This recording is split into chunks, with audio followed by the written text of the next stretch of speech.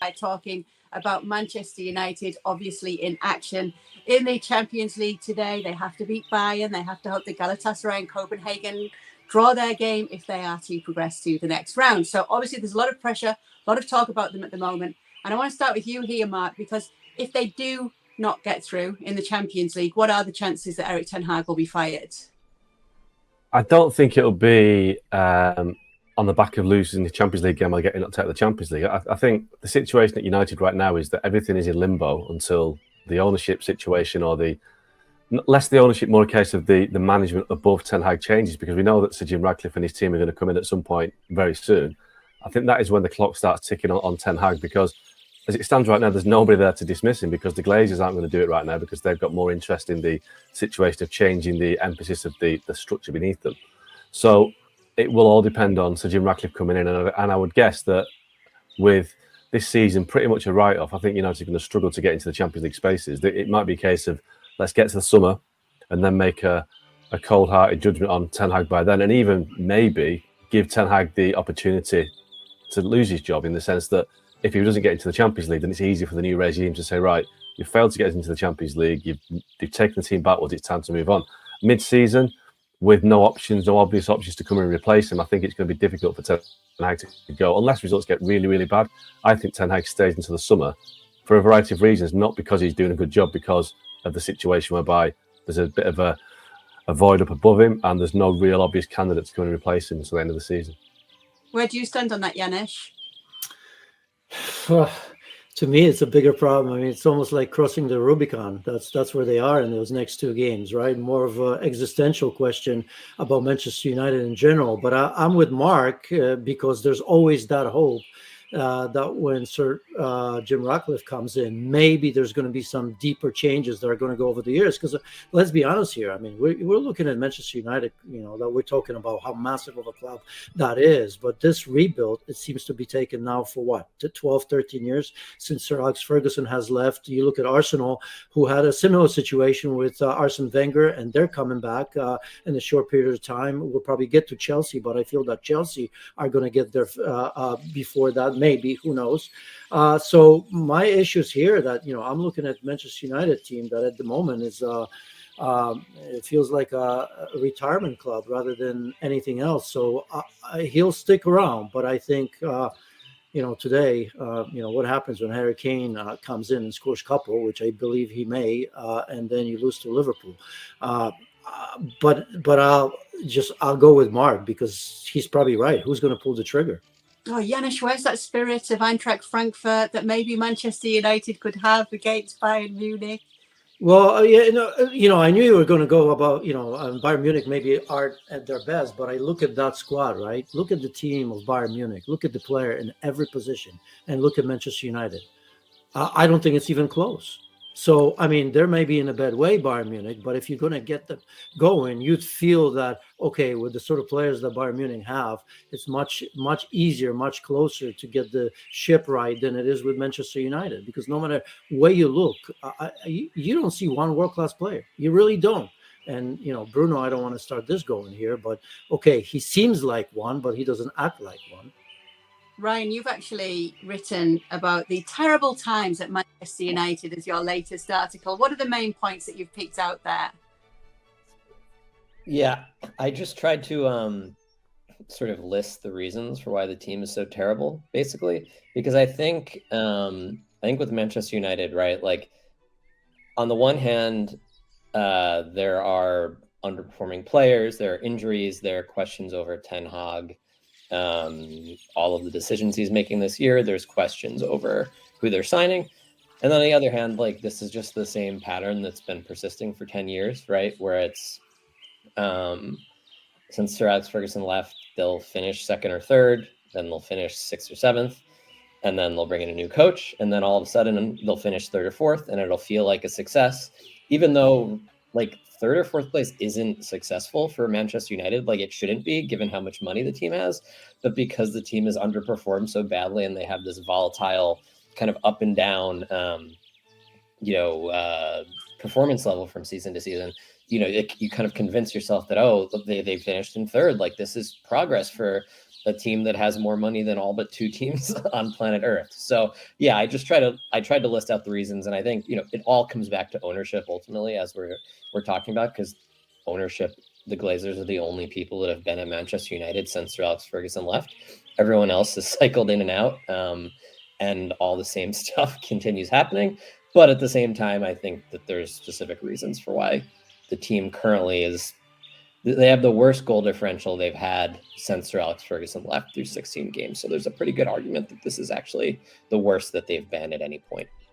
Yeah, there was that stat that from 92-93 to the 12-13 season under Sir Alex, United only suffered 9 shutout losses at home by at least 3 goals. Well, since the 13-14 season, it's now happened 15 times. But Mark, to go to the dressing room, Scott McTominay has actually said that the dressing room's no longer toxic, which is different to how it was under some of the recently previous managers at Manchester United. And he insists that Ten Hag has changed the culture at the club. I don't believe any of that, though. I'll tell you why I don't believe it. It's because when the dressing room was supposedly toxic, they weren't saying it was toxic. It was the message we were getting out of the dressing room at the time was, oh, no, it's a great spirit within the camp and everyone gets on. It's only afterwards that people admit that actually it wasn't quite like that. And when results are so bad, you know, if the dressing room isn't toxic at the moment, that'd be quite a worry, because you'd hope that there'd be people in that dressing room arguing with each other and pulling each other up and telling each other they're not doing the job. And if it's not like that, then that is a problem. So I think when players come out and say the dressing room's great and the spirit's great and it's not toxic anymore, I think that right to tell us it actually is, because it doesn't stand up that the fact results so bad that it shouldn't be a happy camp. I mean, Janusz will know better than me, but when a team's not winning, if it's a happy camp, there's something not quite right. So I don't buy into that, what McTominay's saying. I think the reality is that the Man United dressing room and the squad is quite split. And I think you're seeing that with performances every week. Go on, Janusz. Yeah, no, and you know, the issue here is really, I mean, we toxic or not. I mean, you look at Manchester United, and we often talk about mentality, right? And it's too often. What is mentality, right? Look at this team. Any sign of trouble, and this team folds the tent. I mean, it's unacceptable against Bournemouth. I mean, we can sit here and talk about Antonio Iraola, who, you know, just a week or 2 ago, we were saying that Gary O'Neill shouldn't have been let go, and he had a tough start. And you look at this situation, just smart and all that. Any team can pretty much now beat Manchester United home or away. That's the bottom line. And the problem is with the recruitment. I mean, you have a recruitment. I mean, who wants to come to Manchester United? Let's be honest. We used to say that, but we were maybe afraid because of, I don't know, you know, people online. I don't really care. I mean, you look at this Manchester United, the only players that are coming there is that the Ten Hag knows. Nobody else is coming. Who's going to really come to this team right now? I mean, any player of note is going to come to this mess, not because of Ten Hag, not because of the dressing room, but because of the whole situation. And really, Manchester United, and Ryan has said it, you know, the biggest club is second or third best, but it doesn't really matter. I mean, I would not come in there because there's no chance for success. I mean, you know, this is a retirement club, right? I mean, if you look at Eriksen, look at Casemiro, look at Varane, even though I have respect them, and to some degree, I would like to see Varane again. But with the injuries, with the age, where they are in their career, how can this be successful? I mean, where are the young players that we used to seeing, or where's the idea of building a club that, okay, we are where we are. This is not 1 year, not 2 years, not 3 years. This has been, for the most part, 10, 12 years of this. And there's no light at the end of the tunnel. So I think at the end of it, it really comes down to the players that you have and how much can you get out of them, right? You know, Martial, I don't want to go there. Højlund, nice guy. I'm sure he'll come good, maybe finally score a goal or two, right? But, you know, you could have had Harry Kane, although I don't believe he wanted to come there. And then, you know, McTominay thinks he's Ronaldo right now. Fair play. I mean, but you know there's something wrong. When your best player is McTominay, you know the situation is not great. And by no means am I taking anything away from him. Well, you mentioned Ronaldo, so let me just put this to you, Ryan, before we finish on Manchester United. We're getting some comments through right now saying Cristiano Ronaldo is right after all. What do you think of such comments? Oh, God. I mean, he was right in terms of his criticisms of the unprofessionalness and just kind of the mess that the club is. But at the same time, I actually credit Ten Hag for cutting ties with Ronaldo. I don't think that was an easy decision. And Manchester United did get immediately much better as soon as Ronaldo stopped playing. So I think they were right to get rid of him. But I also think that Ronaldo's criticisms of just how kind of stuck in the past and unmodernized this team is, were also correct. Go on, Mark. Yeah, I just want to say, Ronaldo, I think that, as well as he did in that first season, all the goals he scored, I think that the root of United's problems right now, and they've had a lot of problems, but I think the root of them right now is bringing Ronaldo back. What was it, 2 years ago, and Ole Gunnar Solskjaer? Because at that point, Solskjaer looked like he just might have been getting something going. He had Rashford playing really well, and he had other players that were just kind of coming to the fore. And Ronaldo came in and just completely exploded the kind of harmony in the squad. And he was the big ego, and people had their kind of nose put out of joint. People didn't like it. And that sense of selfishness that a few players have developed since then, that maybe Ronaldo kind of had more than anybody else, remains. There's a lot of players that are playing for themselves or not playing for the teammates.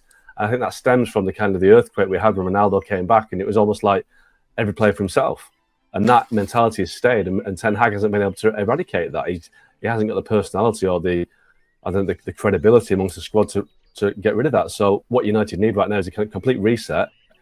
It's like Man City had at the outset of their kind of growth from the Sheikh Mansour, the kind of a project that comes along, that it encourages players to come along in the sense that something's changing, something different, something exciting. There's nothing exciting about Man United right now. So until it changes, it will remain the same. This kind of miserable club that everyone wants to get away from, it won't change until they have this kind of exciting project to appeal to people. Meanwhile, there's some tough times upon Chelsea right now, and a lot of talk about Mauricio Pochettino's future, especially on our ESPN FC show. Where do you stand on it, Janusz?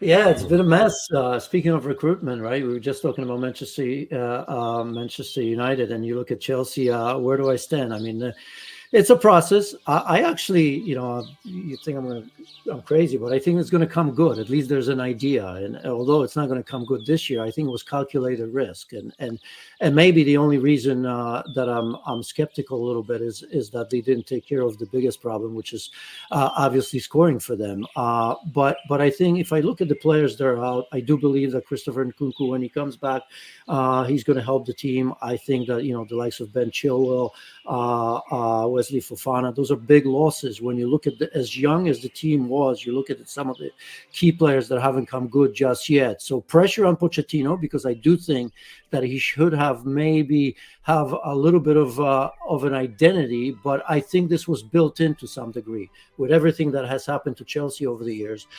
Do I think they should have been higher in the table? Absolutely. But if we're talking about managing crisis, and I think we are with Manchester United and Chelsea, I think I have better hope for Chelsea at this stage. So it's not great, but I think it'll come good. Oh, that's actually a little segue into the next question I have. It's something that we brought up on FC, and I'll put it to both of you, Ryan and Mark. I'll start with you, Ryan. As to which team is worse, with Chelsea or Manchester United, we actually put it to our ex-players, which team they would rather be on right now. And the feeling among them was Chelsea, and Stevie Nicol was explaining that even just driving into the car park to be at a team like Manchester United at the moment would feel very heavy for him, knowing everything that's going on there at the club.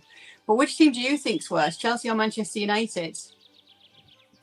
In some sense, it feels crazy to say that Chelsea's better than Manchester United, given the game they just played recently, which in some ways was probably one of Manchester United's best game of the season. They should have won by way more, I think. But on the whole, I'd much rather be Chelsea. One, you just look at the talent on the team. They, one of the benefits of building the team and the way they're doing, they have a lot of good players, even if it's hard to figure out who the actual good players are and who should be playing. And then two, I think, like with Chelsea's struggles, a lot of the games, not recently, their form has dipped recently and they've been quite poor. But a lot of their losses earlier in the season were games where they created a ton of chances and Nicholas Jackson basically didn't score. While Manchester United aren't losing games where it's like, oh, they created 10 great chances, they just couldn't finish. It's no, they didn't create anything, and the other team created a ton. So I think kind of the underlying health of the teams, both from like the health of the squad itself and then the health of the performances, despite the way it looked when they played each other, I would lean Chelsea. What do you say, Mark? Yeah, listen, I think Chelsea have got a brighter future in the sense that, they have made a lot of mistakes with recruitment. They've signed too many young players, but at least they're not cutting corners by trying to sign players. They're not trying to do it on the cheap. Now, Man United are doing it on the cheap. Rasmus Højlund was a cheap version of Harry Kane, and you get what you pay for.